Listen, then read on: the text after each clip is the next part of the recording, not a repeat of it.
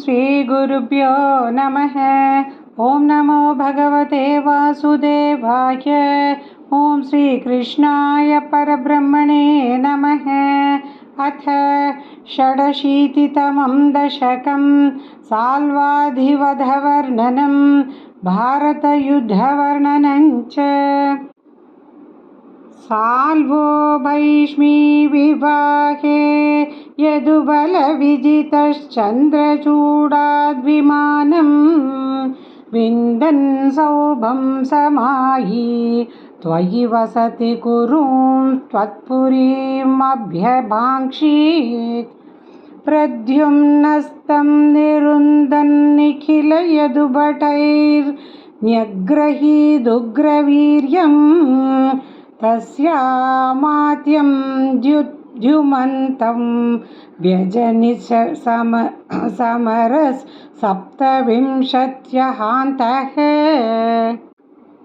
तावत्त्वं रामशाली त्वरितमुपगतः खण्डितप्रायसैन्यं सौभेशन्तं न्यरुन्धाः स चखिलगदया शार्ङ्गमभ्रंशत् यत्ते मायातातं व्यहिंसीदपि तव पुरस्तत्त्वयापि क्षणार्धं नाज्ञायीत्याहुरेके तदिदमवमतं व्यास एवन्यषेधीत्।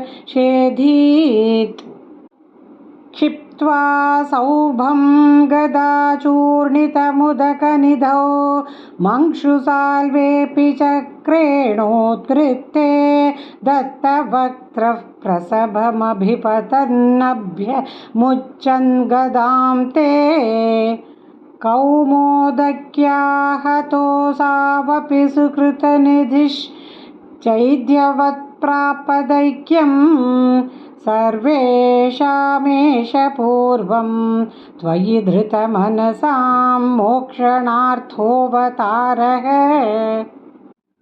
त्वय्यायातेऽथ जाते किल कुरु सदसद्युक्तके संयतायाः क्रन्दन्त्या याज्ञसेन्याः सकरुणमकृताश्चेलमालामनन्ताम् अन्नान्तप्राप्तशर्वांशजमुनिचकित द्रौपदी चिन्तितोऽथ प्राप्तशाकान्नमश्नन् मुनिगणमकृतास्तृप्तिमन्तं वनान्ते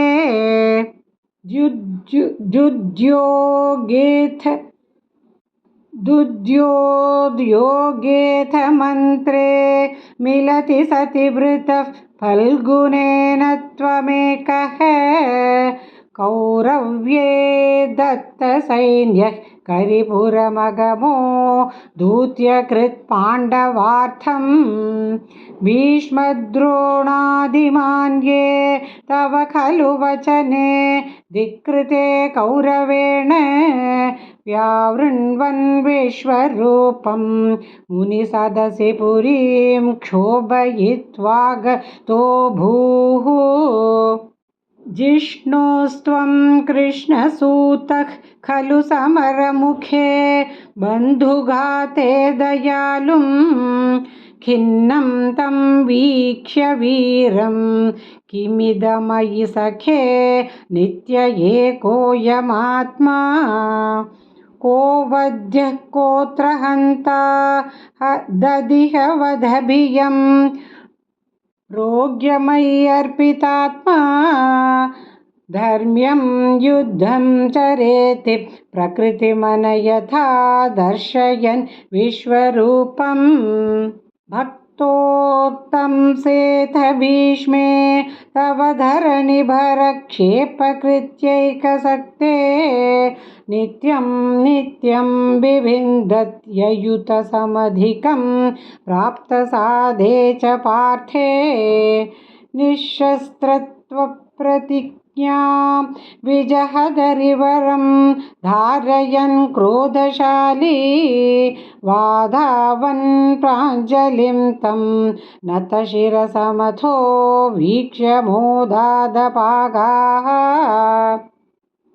युद्धे द्रोणस्य हस्तिस्थिररण भगदत्तेरितं वैष्णवास्त्रं वक्षत्या दत्तचक्रस्थगितरविमहाः प्रादयच्चिन्धुराजं नागास्त्रे कर्णमुक्ते क्षितिमवनमयन् केवलं कृत्तमौलिं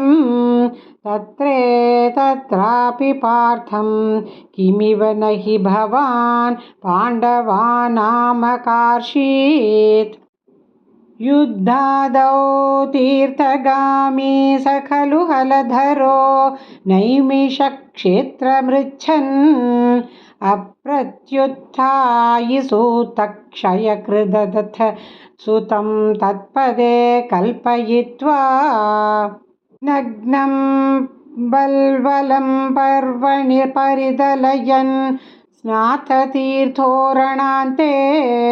सम्प्राप्तो भीमदुर्योधन रणमशमं वीक्ष्य यातः पुरीं ते संसुप्तद्रौपदेयक्षपणहतधियं द्रौणिमेत्यत्वदुक्त्या तन्मुक्तं ब्राह्ममन्त्रं समहृतविजयो मौलिरत्नं च जह्रे उच्छित्यै पाण्डवानां पुनरपि च विशत्युत्तरागर्भमस्त्रे रक्षन्नङ्गुष्ठमात्रखिलजठरमगाश्चक्रपाणिर्विभो त्वं धर्मौघं धर्मसूनो रभिददखिलं छन्दमृत्युः स भीष्मः त्वां पश्यन् भक्तिभूम्नैव हि सपदि ययौ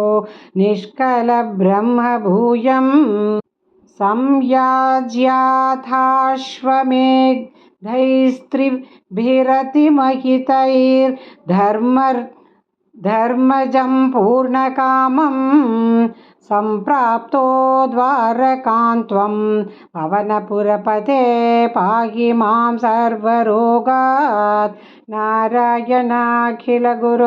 भगवन्नमस्ते नारायणाखिलगुरो भगवन्नमस्ते।